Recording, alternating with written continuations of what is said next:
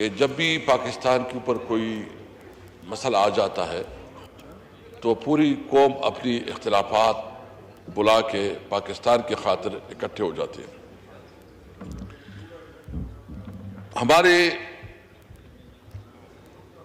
جتنی بھی اس وقت پاکستان تحریک انصاف کی جو ایک بڑی پولیٹیکل پارٹی کی حیثیت سے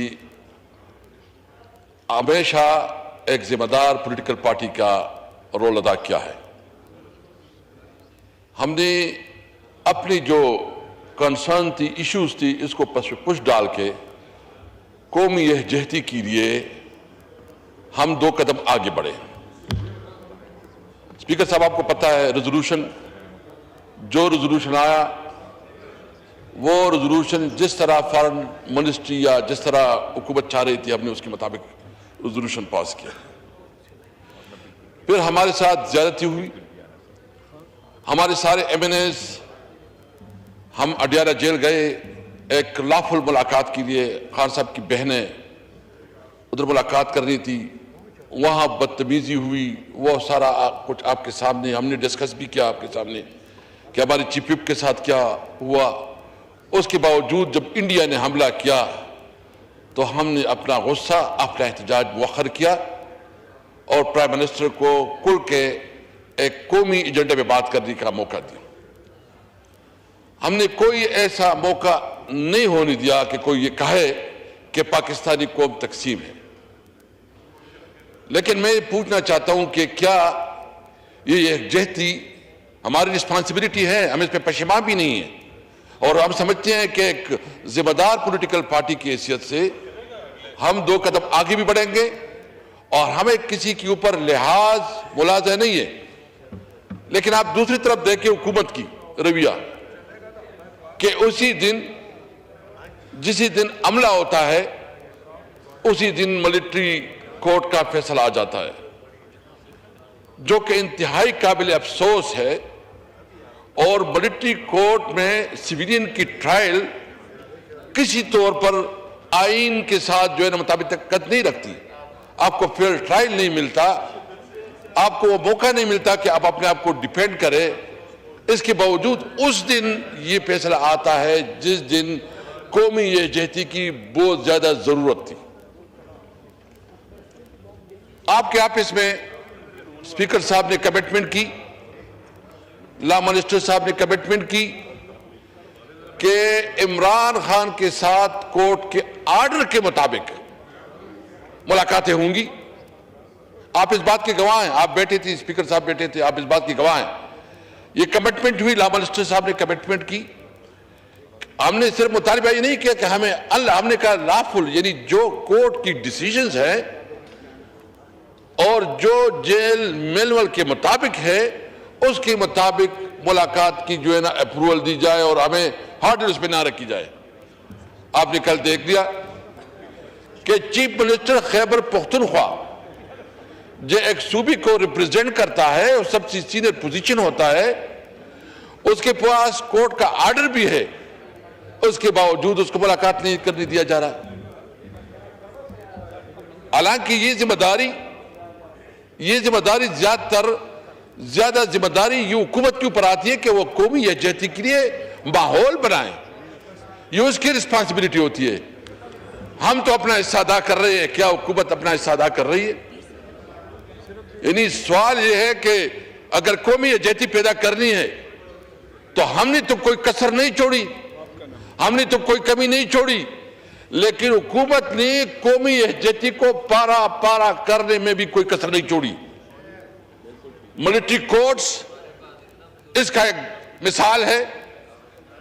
جو آپ کے آفس میں لا منسٹر نے کمٹمنٹ کی تھی کہ لافل ملاقاتیں ہوگی، وہ نہیں ہو رہی ہے، وہ کمٹمنٹ پوری نہیں ہو رہی ہے، وہ اس کی مثال ہے۔ اور سب سے بڑا مثال جو ہے وہ آپ دیکھ رہے ہیں کہ اس وقت جو ہمارے ورکرز ہیں لاہور میں اور وہاں اس کے خلاف کریک ڈاؤن جاری ہے، آج بھی اس کے خلاف کریک ڈاؤن جاری ہے۔ تو مجھے بتائے کہ کیا مطلب یہ لوگ قانون سے بالا تر، یہ قومی یکجہتی کو سبوتاژ کر کے کیا یہ اس ملک کے ساتھ غداری نہیں کر رہے ہیں؟ میں سمجھتا ہوں کہ ہمیں اس وقت ضرورت اس بات کی ہے، اور بالکل یہ اس وقت حالت جنگ ہے، حالت جنگ میں یہ اس قسم کا رویہ رکھ رہے ہیں۔